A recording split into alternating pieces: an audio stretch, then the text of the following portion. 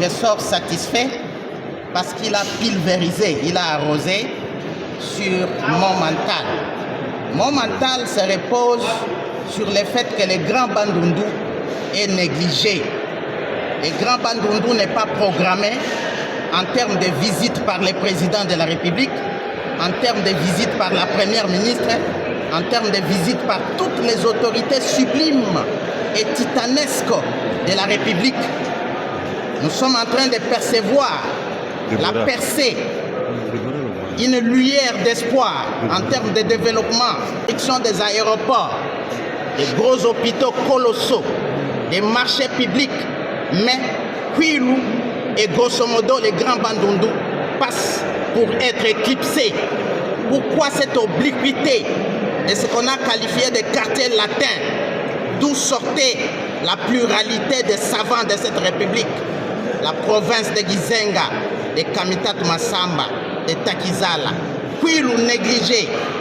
Vous sentez que à Kikwito, les seuls projets sporadiques et uniques, c'est les courants de Kakobola. L'on dit que les travaux relatifs à ces courants sont bouclés.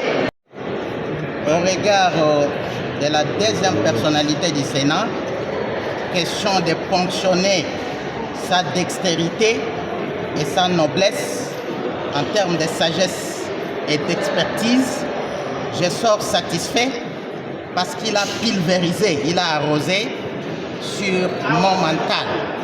Mon mental se repose sur le fait que le Grand Bandundu est négligé.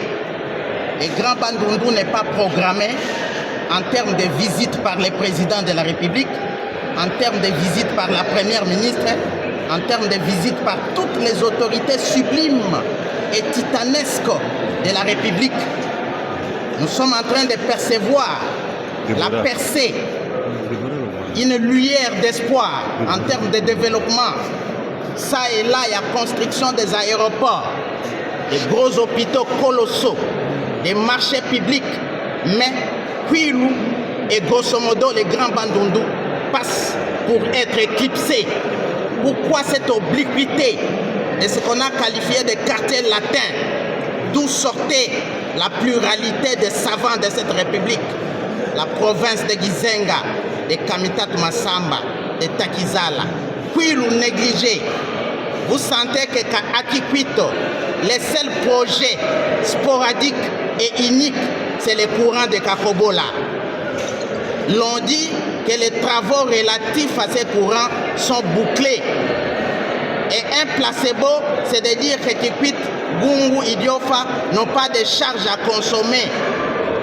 Mais dans les collatérales, les Indiens disent que le gouvernement central n'a pas assaisonné en termes de 40%, à telle enseigne que les faiseurs de la loi de Kakobola sont en grève.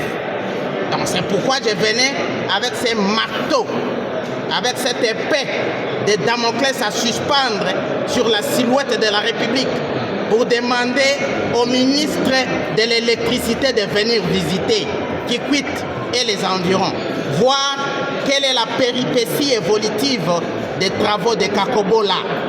Que la première ministre vienne visiter le Kwilu, que le président de la République vienne visiter Kwilu pour savoir quel est l'écart type lié au courant de Kakobola.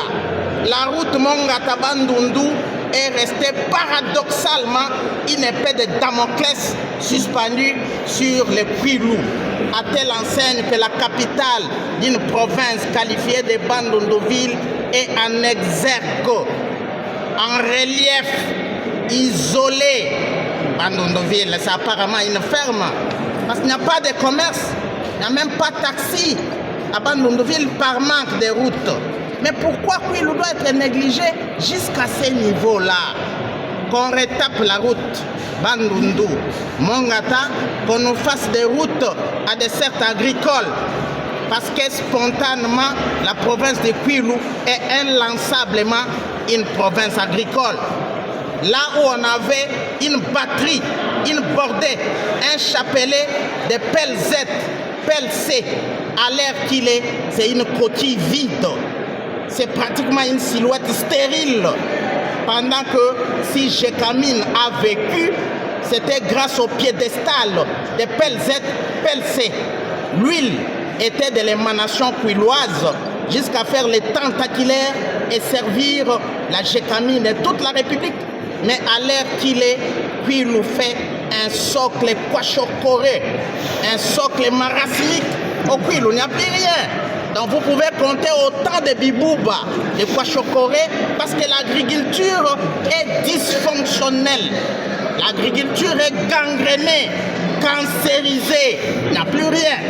Donc, que la cime de la République, que Kinshasa voie aussi les grands Bandundu, qu'on budgétise la province du Grand Bandundu. C'est quand même une province qui a servi des paix. C'est une province qui a servi des cannes, des béquilles pour l'avancée significative de cette République. Voilà.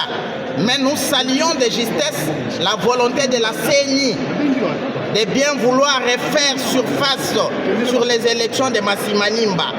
Vous sentez que la première année électorale chez nous est restée stérile, sans rien donner.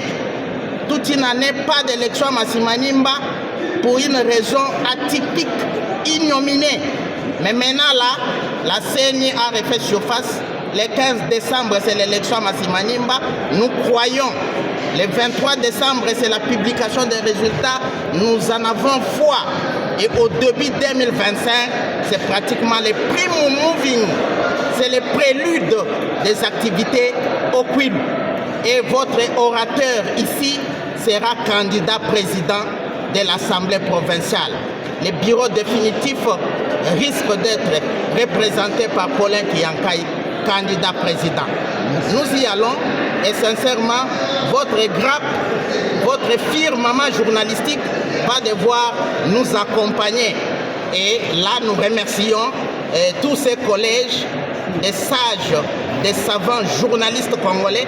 Et nous sommes heureux que des portées épiques par rapport à cette représentativité. Merci. Bonne chance à vous.